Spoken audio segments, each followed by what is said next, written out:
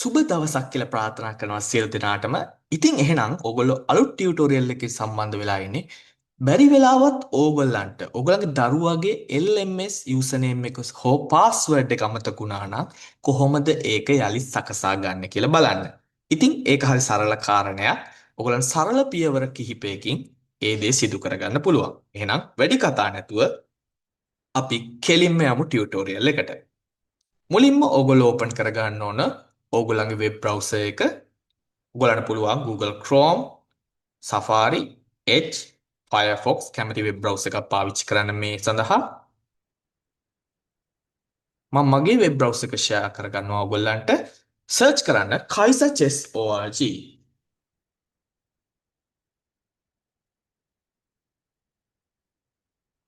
kaiserchess.org search කරගන්න. Search කරාට පස්සේ ඔයගොල්ලෝ එනවා මෙන්න මේ මේන් ලෑන්ඩින් පේජ් එකට. ඉතින් මේ හරහා තමයි සියලුම දේවල් සිද්ධ වෙන්නේ.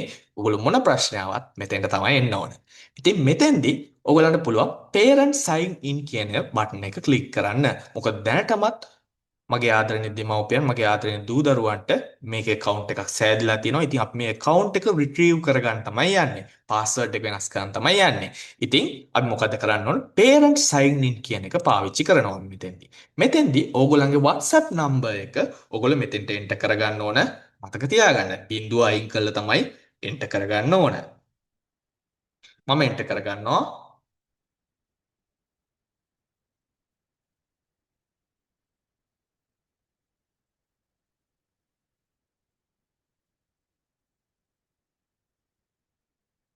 enter කරගෙන මම continue with mobile කියන ඔප්ෂන් එක ක්ලික් කරනවා.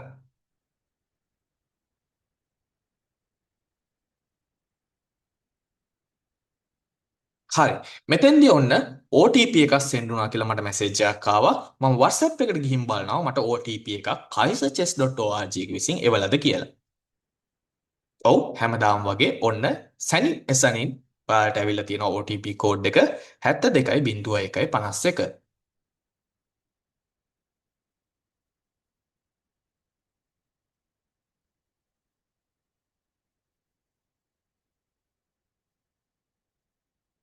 ඉන්පසුව ඔයගොල්ලෝ ක්ලික් කරන්න ඕනේ verify and login කියන බටන් එක. ඔන්න මෙතෙන්දී ඔයාලගේ දරුවගේ homework completion ගැන review එකක් ඔයගොල්ලන්ට කරගන්න පුළුවන්. ඉතින් අපි ආවේ වැඩේ කරන්න නෙමෙයිනේ. අපි ආවේ දරුවාගේ account එකේ password එක change කරගන්න. ඉතින් ඔයගොල්ලෝ මෙතනින් කෙලින්ම යන්න child management කියන එකට. child management කියන බටන් එක ක්ලික් කරලා ඕගොල්ලන්ට පුළුවන් මෙන්න මෙතෙන්දී මෙන්න මේ ඕගොල්ලන්ගේ අදාළ දරුවගේ ප්‍රොෆයිල් එකේ මෙන්න මේ පැන්සලක් වගේ තියෙන බටන් එක ක්ලික් කරන්න. මොකද්ද?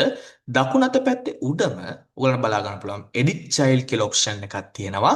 ඒක ක්ලික් කරන්න. අපි ඩෑෂ්බෝඩ් එකට ගියා child management වලට ආවා.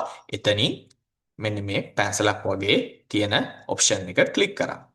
ක්ලික් කරාට පස්සේ ඕගොල්ලන්ට එනවා මෙන්න මේ ඔප්ෂන් එක. ඕගොල්ලන්ට යූසර්නේම් එක චේන්ජ් කරන්න පුළුවන්. ඒ වගේම පාස්වර්ඩ් එක චේන්ජ් කරගන්නත් පුළුවන්.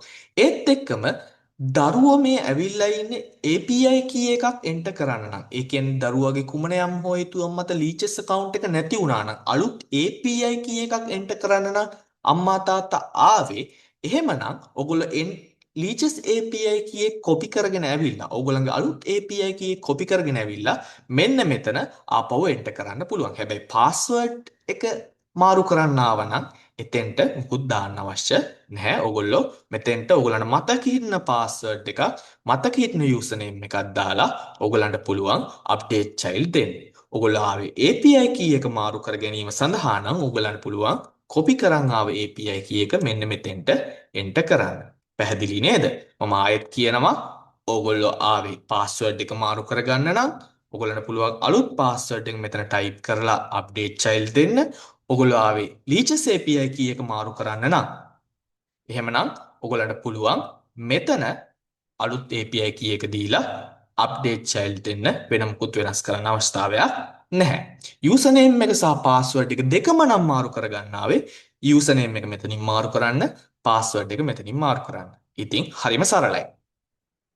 අප්ඩේට් child දුන්නට පස්සේ කිසි ගැටලුවක් නැතුව ඔන්න අලුත් account එකේ අලුත් credentials save වෙලා අවසන්. දැන් යන්න ආපහු LMS account එකට ගිහිලා log වෙන්න try කරන්න ඔයා සාදගත්තු අලුත් username එක අලුත් password එක පාවිච්චි කරලා. එහෙමනම් ඒ තමයි ඕගොල්ලන්ගේ password එක එහෙමත් නැත්නම් Leeches API key එක මාරු කරන ගන්න ආකාරය පිළිබඳව ටියුටෝරියල් එකේ අවසානය. එහෙමනම් අලුත් ටියුටෝරියල් එකකින් අපි ඊළඟ දවසේ ආයෙත් හම්බෙමු.